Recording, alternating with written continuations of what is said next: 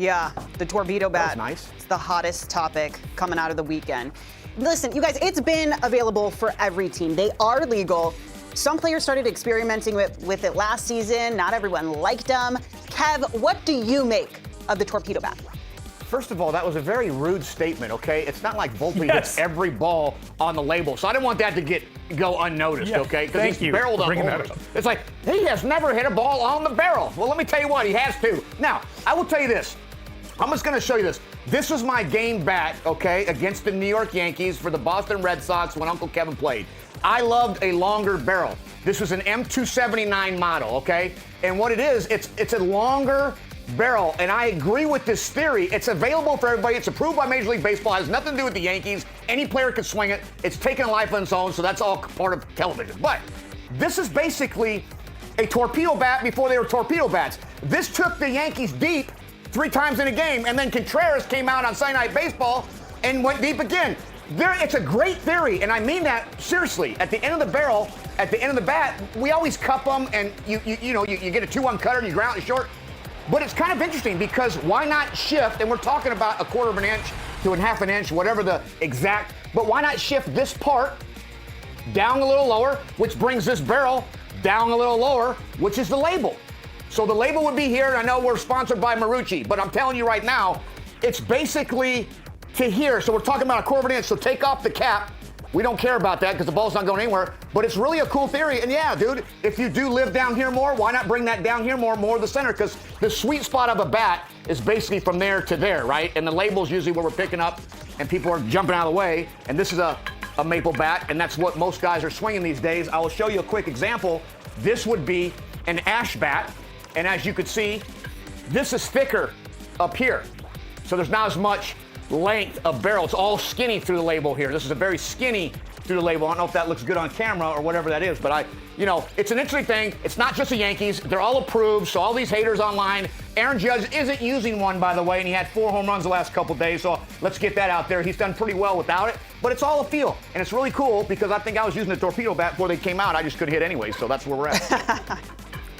Yeah, I would say the bigger issue with the series was not the torpedo bats. It was the missiles that were thrown right down the middle of the plate by the Brewers pitching staff. I mean, let's be honest.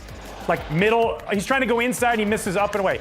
2 pitches to Aaron Judge. I mean, these are just gunning first pitch fastballs, and they're getting them. Hanging breaking balls, hanging changeups. Like, the mislocation was the issue, and when you don't have overpowering stuff, the guys on the Brewers pitching staff are not uppers 90s, they're lower 90s, and they're getting tattooed. Hanging breaking ball, middle of the plate. Like, that's the reality. Sometimes as pitchers and as teams, we want to find reasons why the other team's hitting a bunch of home runs. But I think at the end of the day, if you go back and look at the tape, all of those were unexecuted pitches. And so then therefore the Yankees were taking advantage of it. And then they were all feeding off of each other. You're hitting homers, I'm hitting homers. Not a big deal. So yeah, and people around the league are using them. They're using them in Minnesota, they're using them in Toronto. This isn't some secret weapon that the Yankees have. They just have the ability with that lineup to hit the ball at the ballpark on missed pitches, and they did an unbelievable job of that. Yeah, you're exactly right, Dan. The Yankees shellacked Brewers pitching over the weekend, scoring 36 runs, 15 homers in that 3-game sweep. Mm-hmm. How long is this going to last, Dem? Are the Yankees ever going to stop scoring?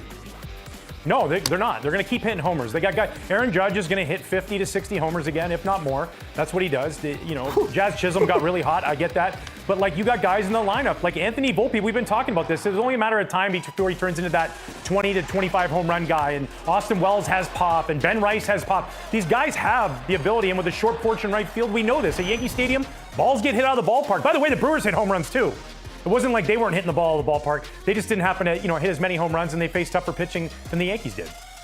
Well, they're facing Corbin Burnes tomorrow, so we're going to see how many home runs they go off Corbin Burnes. Exactly. It's all about mistakes, Sierra. It's all about we live on mistakes. If they execute, we're walking back the dugout. But I will tell you this: hitting and bats and handles and tapered, it's really cool. It really is. You can get in there and you come into camp, and some guys go 33.5, some guys go 34.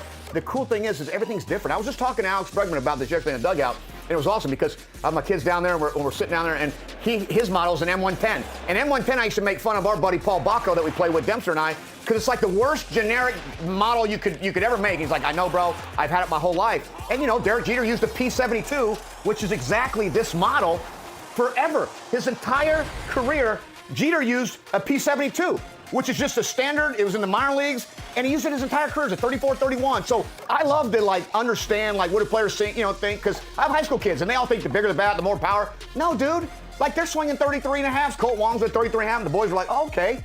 And it's it's the way it is. It's whatever's comfortable. But I love the torpedo bat. The theory behind it makes a little sense, taking it off here and bringing it down here. And that's basically it. And the Yankees do bash the baseball regardless.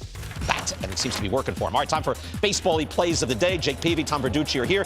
Dansby Swanson, how about this, Jake? Look, fake over. He got the runner in no man's land. And he tags him. Watch, you see how fired up he is. That's when you know what kind of play it is, when Dansby Swanson acts like this. And Tom, what I thought was cool, he told that he used to practice this in Vanderbilt. In college. How about that?